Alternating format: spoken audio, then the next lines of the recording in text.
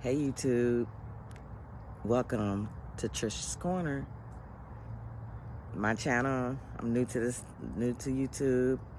I have a few videos that I want to talk about, and like, share, subscribe. I'm trying to get to 1,000 followers so I can get monetized.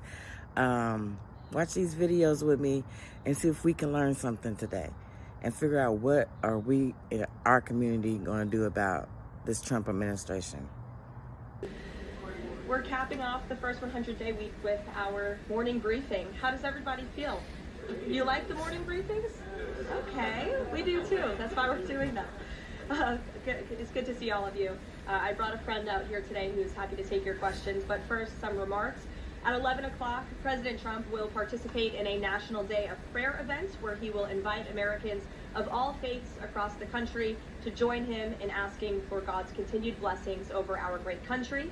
During the event, the president will sign an executive order establishing a Religious Liberty Commission.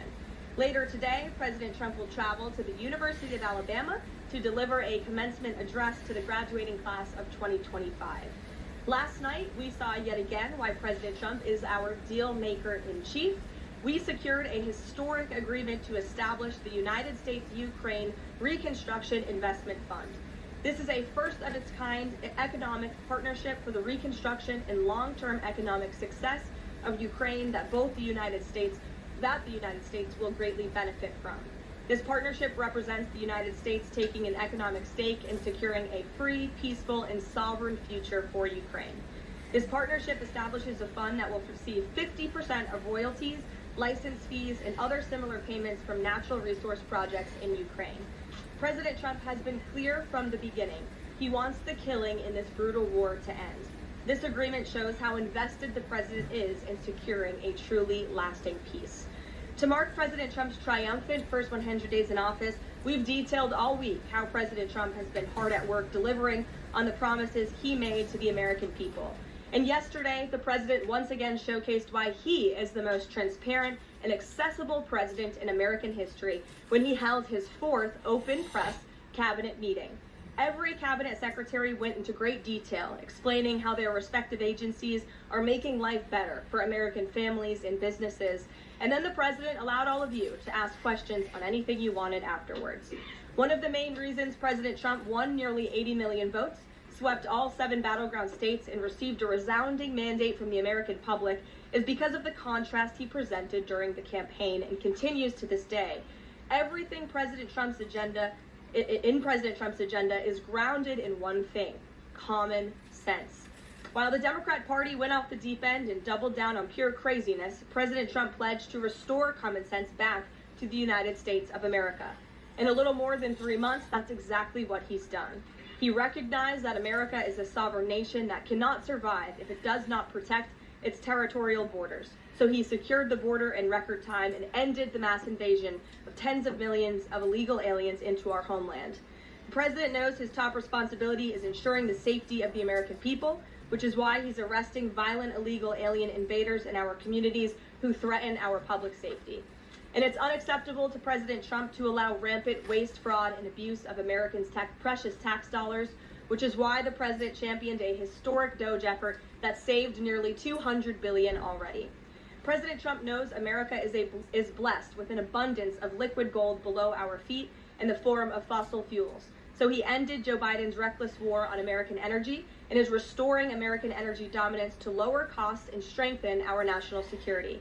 President Trump believes Americans should be free to drive whatever car they want, so he ended Joe Biden's disastrous EV mandate and promoted true consumer choice. President Trump stood up for the Constitution's promise of colorblind equality before the law, so he terminated radical DEI preferencing in federal contracting and directed federal agencies to relentlessly combat private sector discrimination. DEI seeks to divide and pit Americans against each other based on immutable characteristics. President Trump put an end to it. In President Trump's America, individual dignity, hard work, and excellence are the only things that will determine if you get ahead. President Trump is a proud free speech champion, which is why he ended Joe Biden's trampling of free speech rights and the federal government's censorship of American speech on online platforms. The president believes college students have a right to speak their minds and go to school safely. Again, common sense. So he took bold action to protect Jewish American students from harassment by pro-Hamas radicals on their campuses. And President Trump knows that America's children are our future, and he'll never stop fighting for them. That's why he ended the radical, un-American indoctrination of children by eliminating support for divisive, radical gender ideology and equity ideology, and why the president protected parents' fundamental rights. And lastly, the president believes in fundamental biology. Isn't that something? Which is why he made it the official policy of the United States government that there are only two sexes, male and female.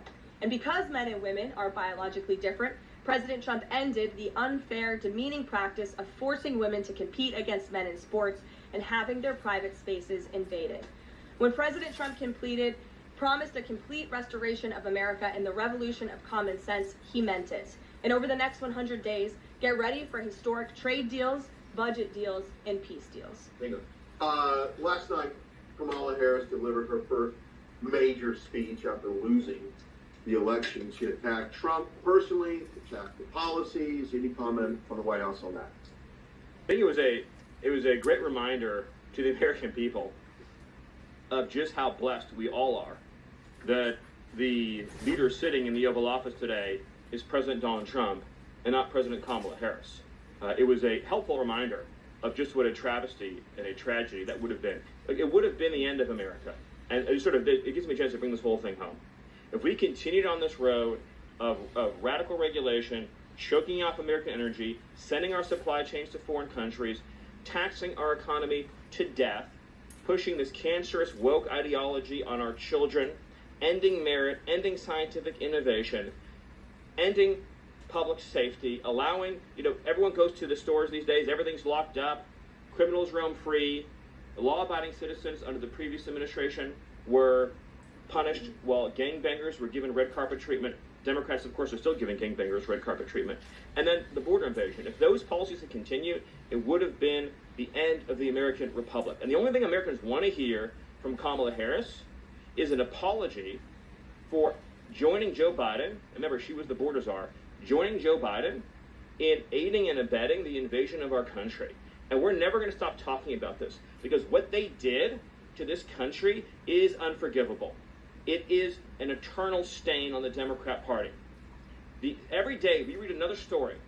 Every day we arrest another alien they let into this country who raped a child, who beat a woman within an inch of her life, who murdered a mom, who murdered a dad, who trafficked drugs into this country, who trafficked fentanyl into this country, who are responsible for dead and slaughtered Americans. And I don't know what's broken in the Washington press corps, that none of that moves them emotionally.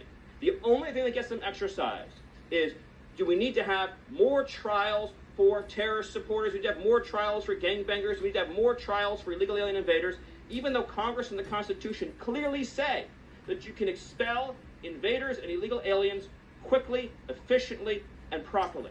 This president has literally saved America, and I could not be prouder. I could not be prouder, as I know Carolina feels the same way, to come every single day to this building where we have a leader sitting in office whose first, last, and every thought is the safety, prosperity, security, and sovereignty of the citizens. That's an important word, people. Citizens of this republic. Thank you all. Thank you, Sam. Thank you for your time. Thank you, everyone. And just to add on the Kamala Harris point, I think I speak for everyone at the White House. We encourage Kamala Harris to continue going out and do speaking engagements. And then one on Eduardo Garcia, please. The administration is reportedly inquiring about his return. Is that to check a box for compliance, or does President Trump want him back on U.S. soil, or both? So, as Secretary Rubio said yesterday in the cabinet meeting, this administration is not going to publicly discuss the inside details of our foreign policy and negotiations with a foreign country. And in particular, we are not going to allow a district court judge to try to become the Secretary of State. Secretary Rubio is the one who, under his leadership and direction at the State Department, is managing the day-to-day relationship with El Salvador. Let's just take a moment, number one, to express our gratitude to El Salvador for agreeing to take some of the most dangerous terrorists off of America's streets and to put them into a safe environment where they cannot continue to engage in acts of terrorism or coordination with the Maduro regime. You may have seen recently an FBI assessment that was unclassified that said that the Maduro regime is using and planning to use trained Nicaragua terrorists to carry out assassination plots on American soil. Now, very few in this room covered that. I'll let you all ask yourselves why you didn't cover it and why your editors didn't assign that story to you. Something I think you should think about on your own. But this is a earth-shattering piece of news. The Biden administration imported a terrorist army that our own FBI assesses is planning assassination strikes on American soil against critics of the Maduro regime. Those are the terrorists that President Trump is finding and apprehending that our Democrat judges and Democrat activists are trying to keep on U.S. soil. Trained Nicaragua has the same legal status as Al-Qaeda and ISIS. MS-13 has the same legal status as Al-Qaeda and ISIS. These are foreign terrorists operating on our soil. And our gratitude to El Salvador for agreeing to take custody of these terrorists is immense. With respect to the case that you mentioned, there's not even been more evidence that has been made public of this person's violent, repeated threats and assaults against his spouse, someone who had inhuman smuggling offenses, somebody that has extensively documented membership in MS-13, a terrorist organization, and of course he had MS-13 tattooed on his knuckles. This is a person that was a clear and present danger to the safety of the American people.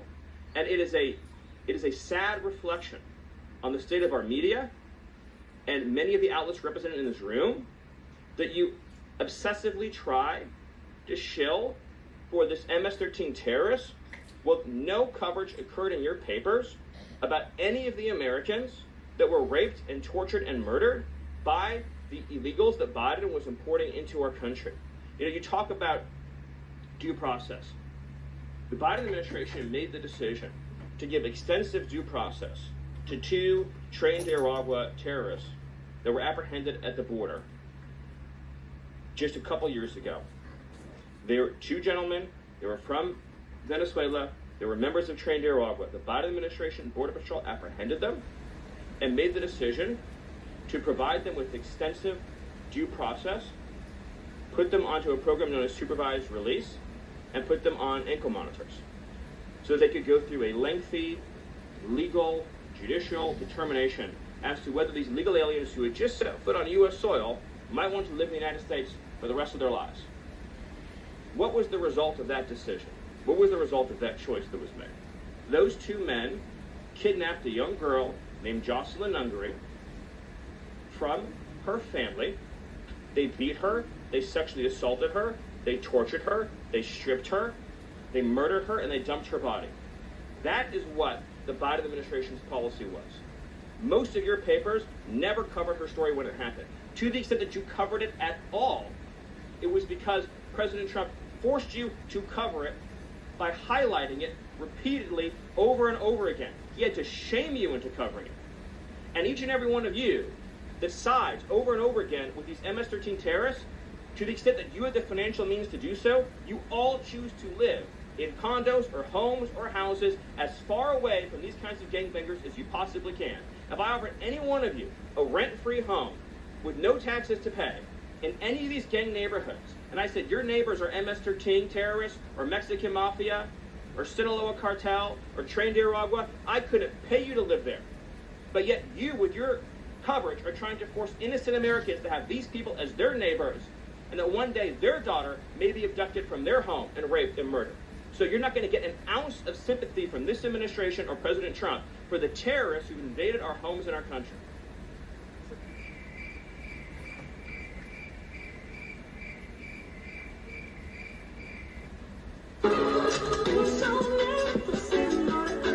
In the last 48 hours, congressional Republicans have done so much damage to Americans. Here are the 5 truly harmful things that they passed in the last 2 days. All right, number 1, they passed their budget that will add trillions to the national debt and cuts almost $1 trillion in healthcare. So where's all the spending go?